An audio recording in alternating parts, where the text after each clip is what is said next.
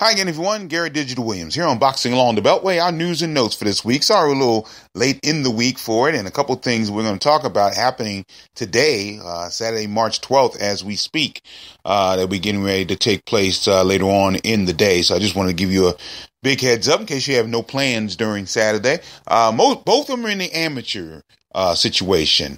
Coming up later on this afternoon around 3 o'clock Eastern time, there's an event that has been taking place for the last 10 years at Ritchie Coliseum, which is on the campus of the University of Maryland in College Park, Maryland, and it's called the Rumble at Ritchie. Now, if you have never been to a college boxing event, you may want to try this one out because this is a very interesting event. Collegiate boxing is a non-scholarship event, and there are actually two associations for boxing. There is the United States Intercollegiate Boxing Association. That is actually my good friend Luke Runyon, who's the commentator in the Michael and Son commercial featuring Mike Tyson. He is, I believe he's one of the founders of the event. He now serves as the secretary of that organization, the USIBA, and they are hosting the Rumble at Ritchie. He's, for many years, Runyon boxed at the University of Maryland and then ran its program over there at College Park. So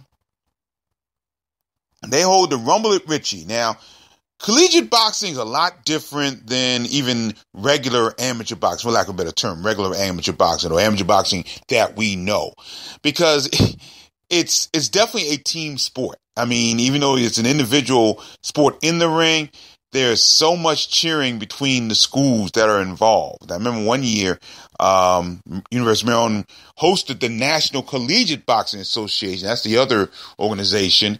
And it was at Ritchie Coliseum. I had a chance to cover it. And I remember being there with the late Bert Sugar, who actually did box at the University of Maryland, and Tom Lavero of the Washington Times and ESPN 980. And we were just remarking how so different it was and so exciting. I mean, the team aspect of it really lends a part of the atmosphere that we don't get at either regular amateur shows or pro shows. It's really great to see. So I believe it starts around 3 o'clock. I'm not sure who's in this year. Now, when I was there years ago, Maryland has a team, Georgetown, of course, the service academies, and we'll talk about that in a second, but the service academies all have them, and it's very interesting to see. So the Rumble at Ritchie today, I believe, is at 3 o'clock at Ritchie Coliseum on the campus of University of Maryland. So if you can get on over there, please do that. Now, recently, earlier this month, 60 Minutes Sports had a great piece on the 75th anniversary of the Brigade Boxing Championships that are held at the United States Naval Academy in Annapolis. And every year I try to get to go to this event. It's free, but every year I always have something else I have to be, where I have to be. And that particular night I had to MC the Coppin State University Hall of Fame dinner. But I wanted to really get there.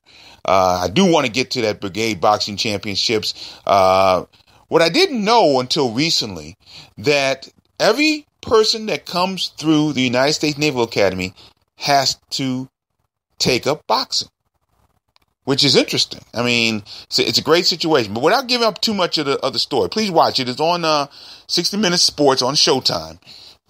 Great footage. They tell a great story. In fact, a couple of our referees, Michelle Myers and Brent Bovell, are prominently featured in ring action during some of the bouts. And it's a great story. And my good buddy Jim McNally,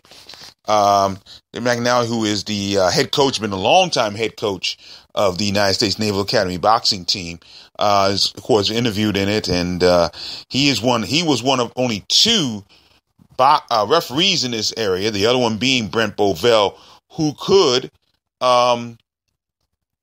referee Olympic boxing matches. I think Jim McNally went to Beijing in 2008 to be a part of that, and Brent Bovell is officially able to do that as well. So if you get a chance, check that out. It was on 60 Minutes Sports on Showtime.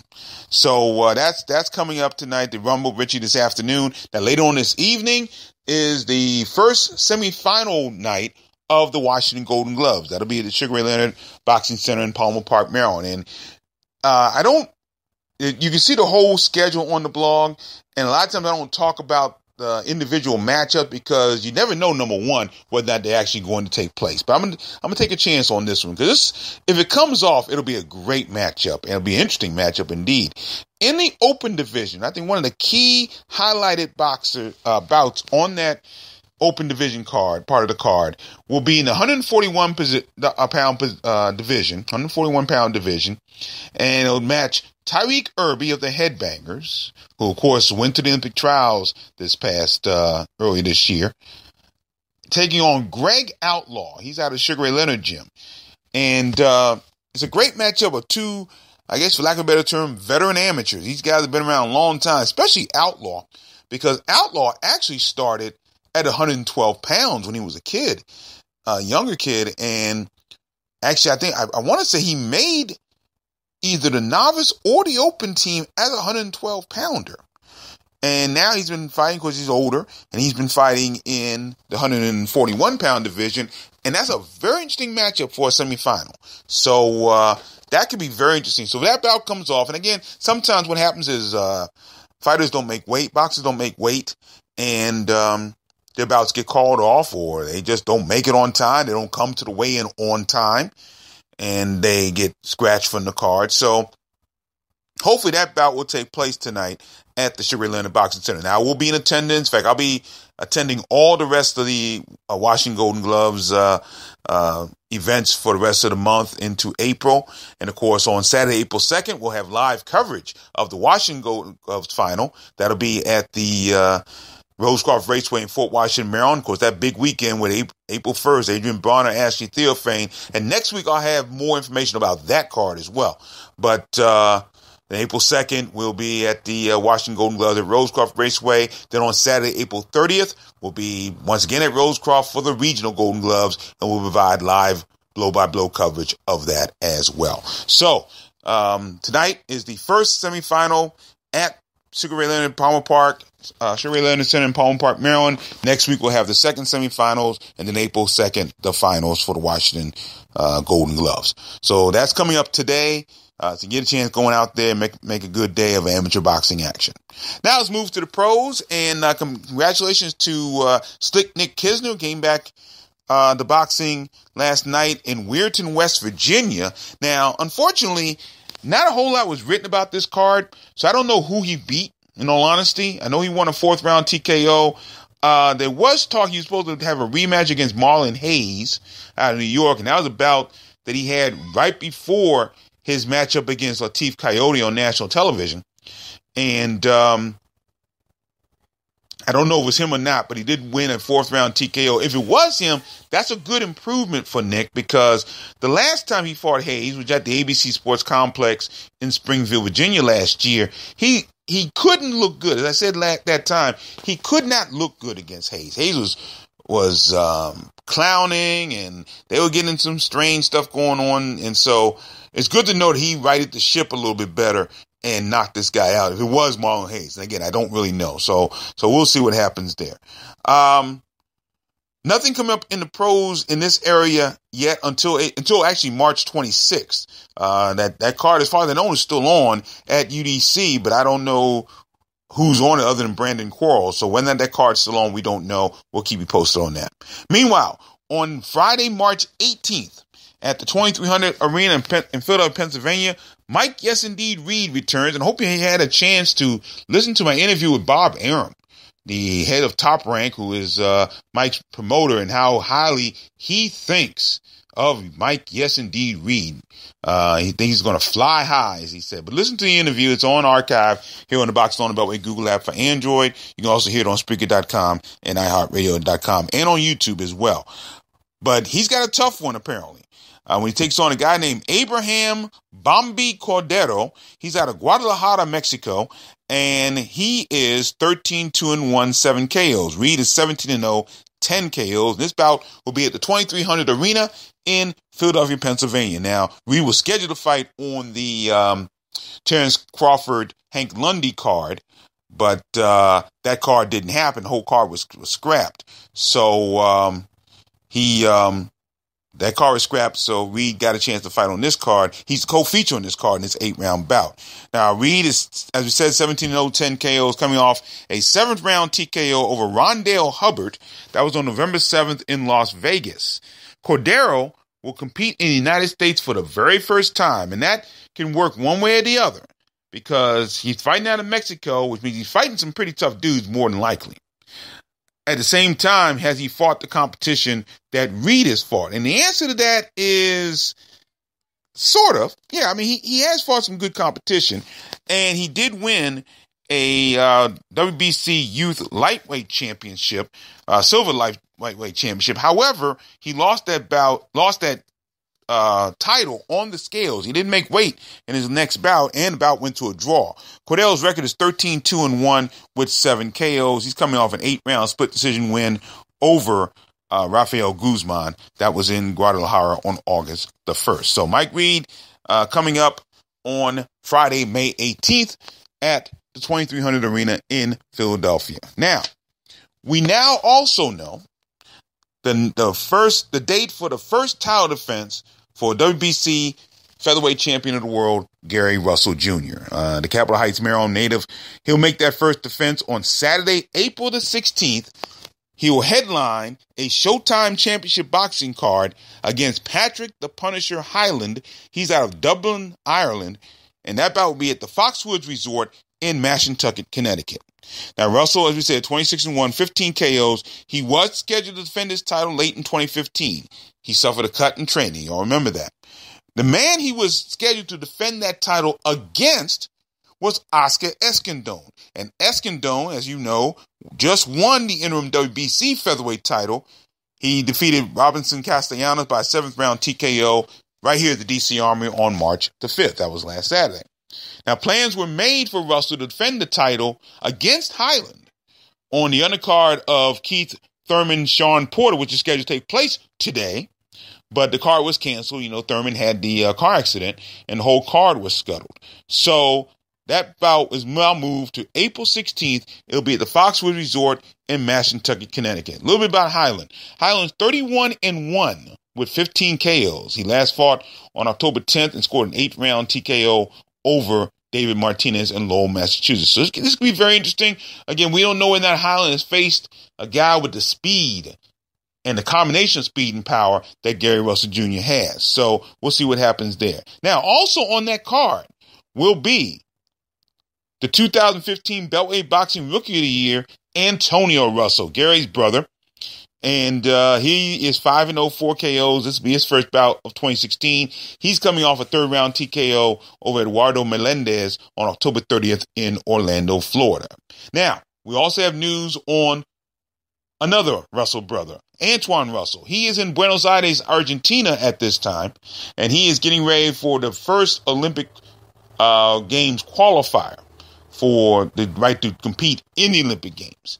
And that'll take place. Actually, his bout will take place on March 16th in Buenos Aires. So that'll be on coming up this week. That'll be a Wednesday, March 16th. What Antoine Russell has to do is finish. He has to get to the finals. If he gets to the finals of his bracket, he's in. He goes to Rio. So he has to finish in the top 2, and he must. And it's weird how this goes because some people listed they have to finish in the top 4. Some people have to finish. Actually, one of the ladies has to win her bracket in order to go to the tournament. So it's really weird how each weight class seems to have a different rule, and I think it's kind of strange. So we'll see what happens there. But that'll be on April 16th. I'm sorry, March 16th. It's coming Wednesday. Antoine Russell will try to get into the final. He has a bye this week. That's why he's not fighting, because the tournament actually started last night. Started on Friday, March 11th. So it goes through the 19th. So we'll see how far he goes. And again, if he gets to the finals of his bracket, he goes to Rio. Okay, so we'll keep you posted on that. All right, so that's been pretty much the schedule for this week. There's some things I want to talk about a little bit later on. We'll talk about that a little bit later at the end of this podcast. But one of the interesting stories this week, actually it's 2 stories in one. but it deals with controversies with two of the commissions in the Beltway. And actually, they surround bouts that took place on Saturday, March 5th, which is interesting. Now, you remember we talked about, actually, we wrote it out on the blog. You saw the blog. You saw the results from the card that took place at the Masonic Temple in Norfolk, Virginia on March 5th. That was the Ponytail Promotions and the debut promotional for Tori Shonuff Nelson and her Shonuff Promotions. And one of the bouts on the card, it was a surprise when we got the initial report on this, that second-year boxer Eric El Torito Hernandez out of Leesburg, Virginia, lost a bout by TKO to Daryl Jones of Jacksonville, Florida. Now, this is what happened originally. Hernandez suffered an injury that caused the bout to be stopped early in the 5th round. And what happened was the bout went to the scorecards, and Hernandez got a technical decision. Okay? Now, Jones's camp apparently had a copy of the Virginia rule book or something. At least they thought they did. And they challenged the decision, and they said that the bout should have been stopped and Jones should have been awarded a TKO because Hernandez could not continue.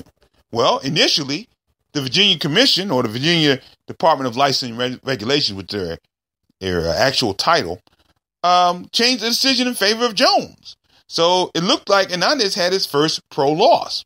Well, earlier this week, the Virginia Commission reversed that decision. The Hernandez camp appealed, and they got the win back to Hernandez by that 5th round technical decision. So now Hernandez remains undefeated, 7-0, 4 KOs. Jones is now 3-15-1, 1 KO. Now, you look at that situation, you see how well it went and how quickly this went.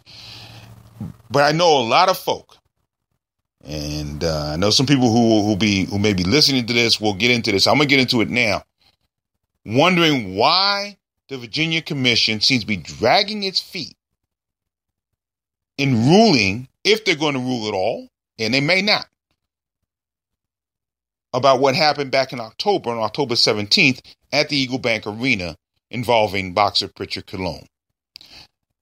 That is something that a ruling there could change how boxing goes. And other commissions could be influenced by that ruling. And strangely enough, the Virginia Commission has been very silent on that issue. And that's frustrating to me. It really is, because we're dealing with a guy whose life has changed forever. His family's life has changed forever, and they have said nothing one way or the other. And that's a problem. That is a definite problem. And that has to, we need to know what the Virginia, are they going to reverse the decision in Pritchard Colon's favor? Are they going to suspend the guy? Are they going to fine the boxer? Are they going to have any rulings against referee Joe Cooper? I mean, there's so much that has not been answered since October. And I think the commission needs to make some semblance of a statement, one way or the other, how they're going to rule in that situation. Or if they have ruled, or if they're going to rule in that situation, they have to make a statement there. And that's a problem. That's a problem. So we'll keep you posted on that. Now, the DC Boxing Wrestling Commission, they're investigating I call it a minor controversy because quite frankly, what happened did not influence the decision. There was no decision to be influenced in the situation. Fortunately. They're investigating, however, one of the scores of the judges during the main event of the Golden Boy Promotions card last Saturday at the DC Army on March 5th.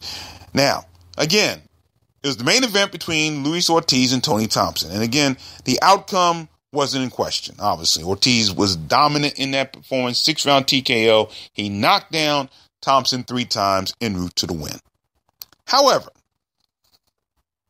one of the scorecards, and I know this guy very well, and he's a great guy as a person. But you got to wonder where he was Saturday. And we're talking about Lloyd Scaife. Lloyd Scaife, who's been a judge here since the mid-1990s at least, if not further back. You got to wonder about his scorecard on that Thompson-Ortiz fight. And to tell you the truth, I didn't even really look at the scorecard because I didn't think it would matter. Because obviously Ortiz dominated the fight and won the bout.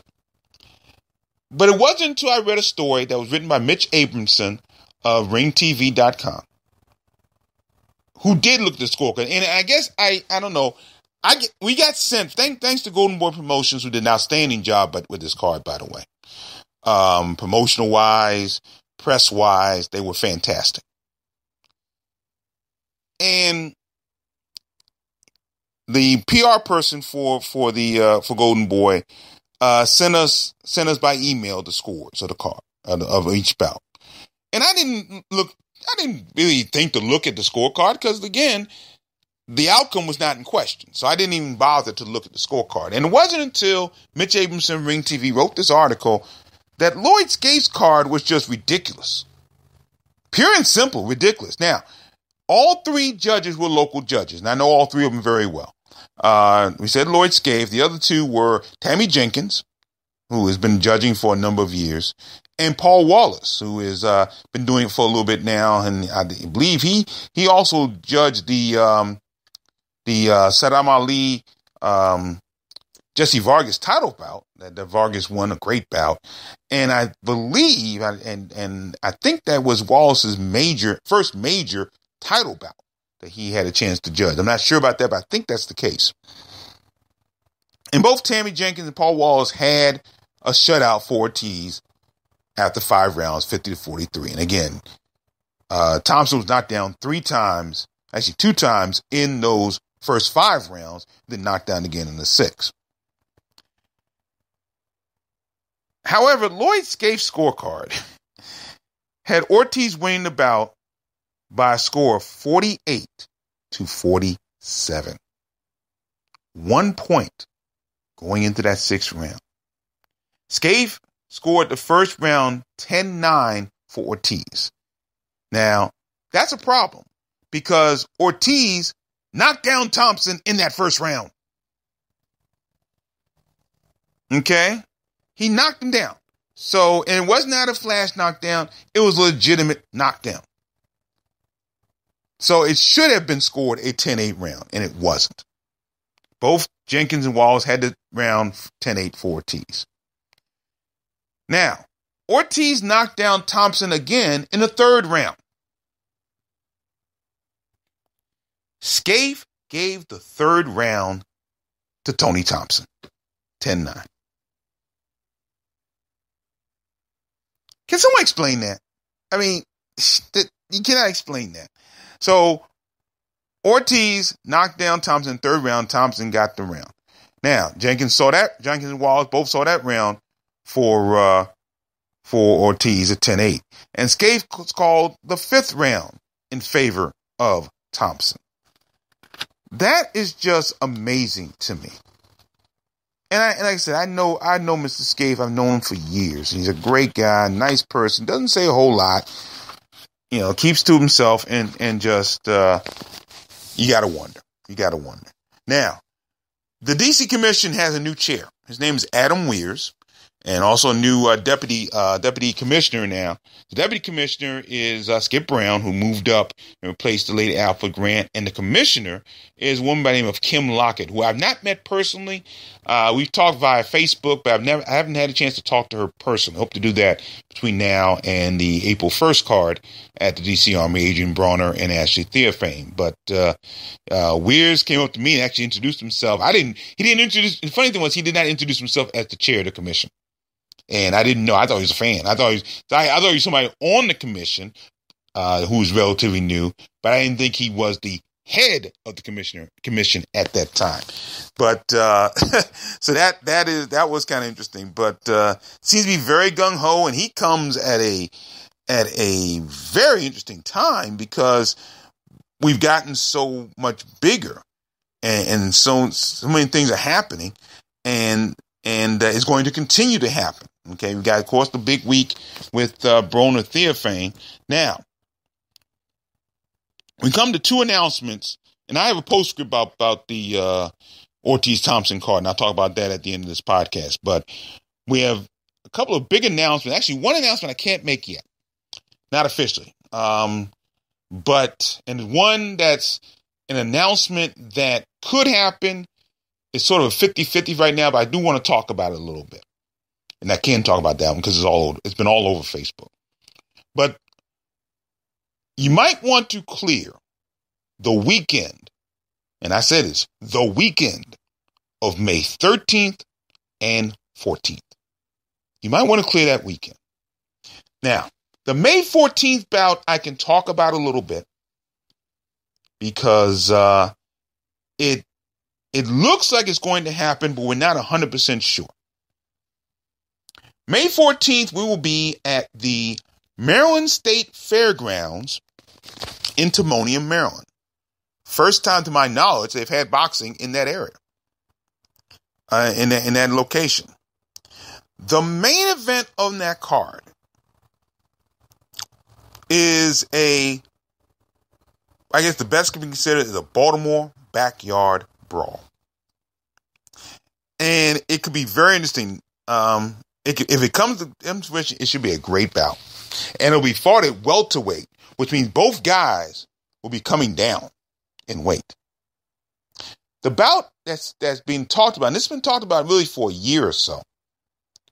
James Keep 'em Sleeping Stevenson against Cecil McCullough. That is the bout they're putting together for May 14th. That's a Saturday. Now, normally, as you've heard my podcast before, I normally do not approve of Beltway bouts unless there's something on the line. Now, I believe there's going to be a Maryland State welterweight title on this, which is fine. But normally, unless there's like a regional title or even a world title on the line, I normally don't approve of backyard bouts like this. This one I'm making an exception for two reasons. Number one, it's going to be a great bout. It really will be. It will be a great bout. And number two, and this is the biggest reason, both these guys in the last year or so have had their opportunities in the bright lights. They've been on television a couple of times in 2015 and 2014. And quite frankly, they didn't get the job done.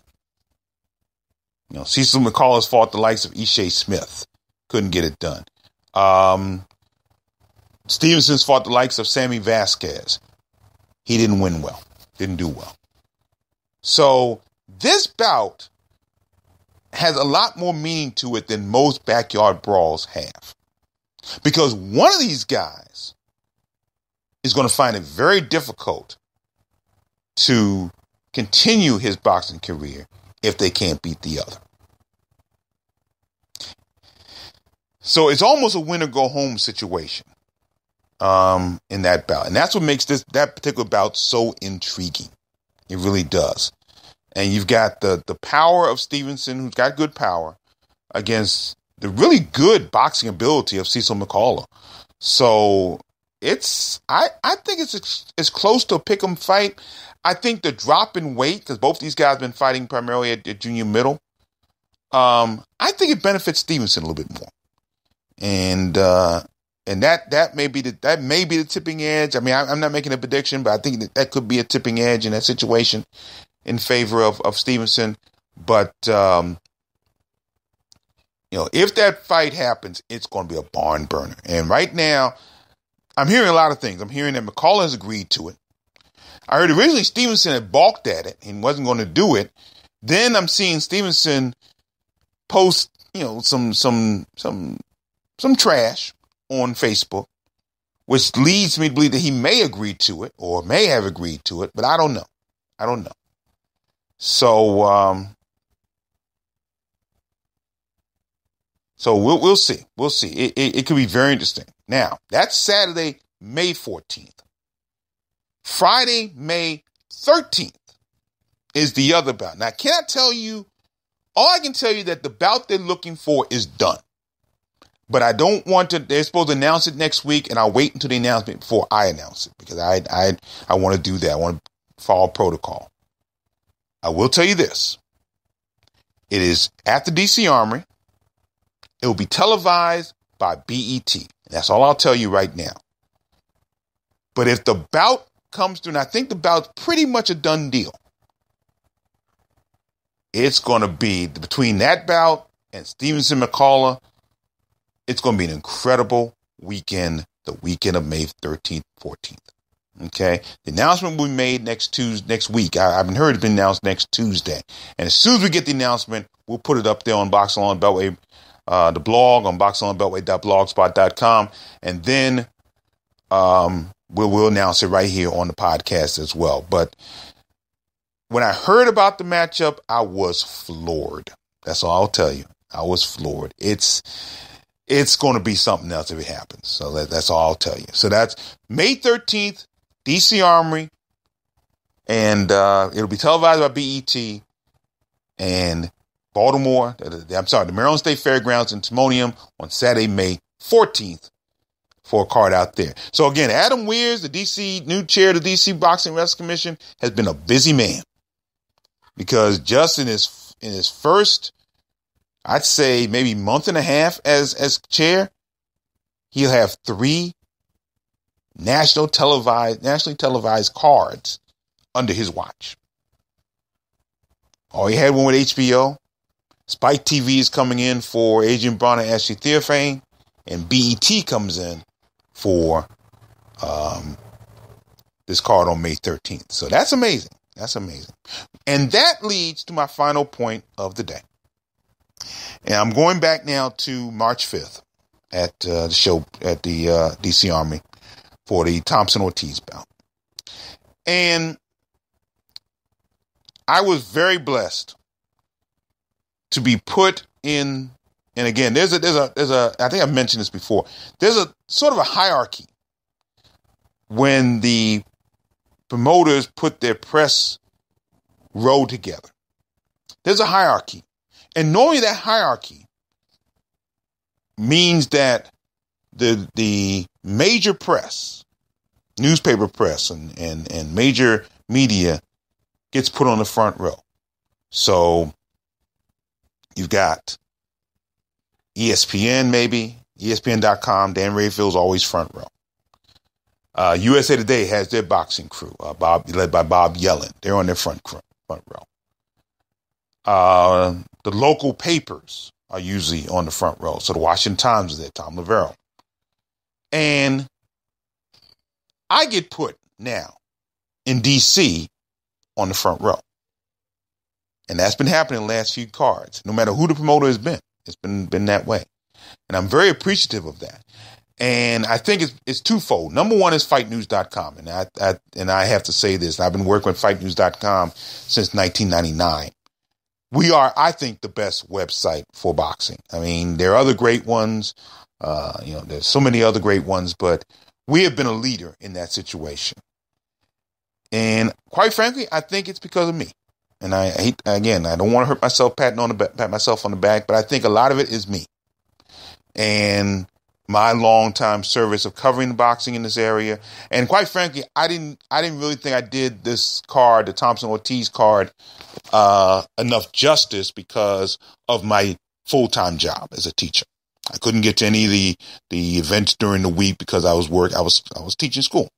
So I thought that would hurt my standing, in all honesty. And I expected it to be, to tell you the truth, because again, I didn't give it the coverage that I normally like to give. That's going to change during Broner Theophane, because Broner Theophane happens to be during my spring break. So I'm really excited about that. I'll be at every event. We'll have full coverage of the Broner Theophane card all throughout that week. But so I didn't expect to be up front. I really didn't. But it was very nice to be alongside. And this is the third time that's happened to me, that I've gotten really good placement in press row. Okay, and I don't take that lightly, and I don't want to brag on that, but it's a blessing for me. But one of the big questions along press row on March 5th was, where was the Washington Post? No one from the Post came to this card. No one from the Post covered anything during this card, the week of the card. Now, I know it was getting close to March Madness, and the guy that usually covers boxing, Gene Wong, who I know very well, is a good friend, was either covering the Maryland women during the ACC women's tournament, or getting ready to go to New York for the Big East tournament covering Georgetown. But they could have sent a stringer. They could have hired me.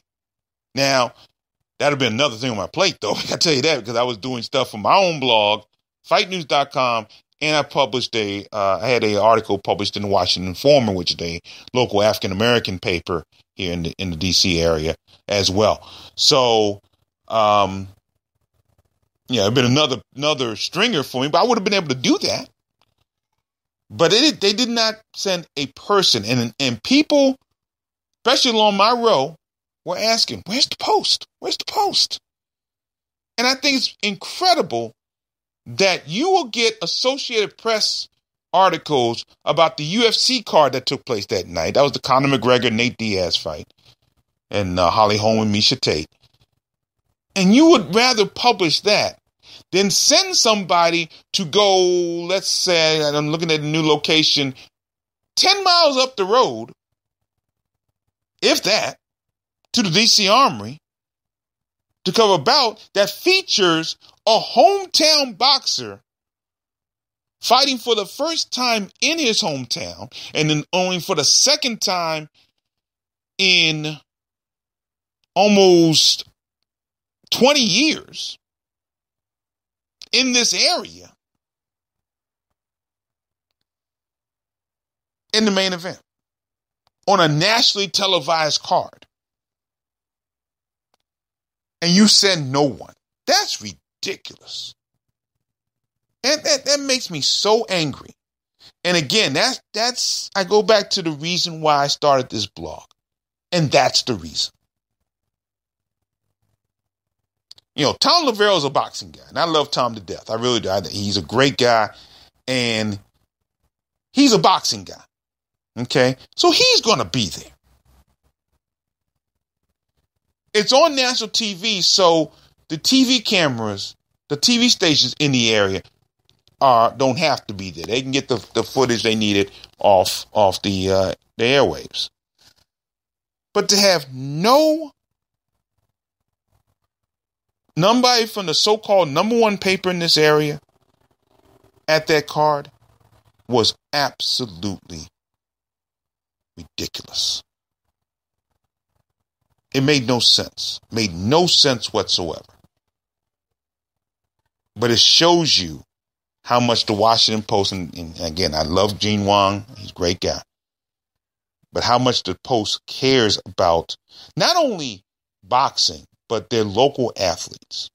Unless they play for the Wizards, the Washington football team, the Nats, the Capitals, and maybe even DC United, they could care less about our hometown boxers. And it really is starting to really irritate me. And they need to really look at that again.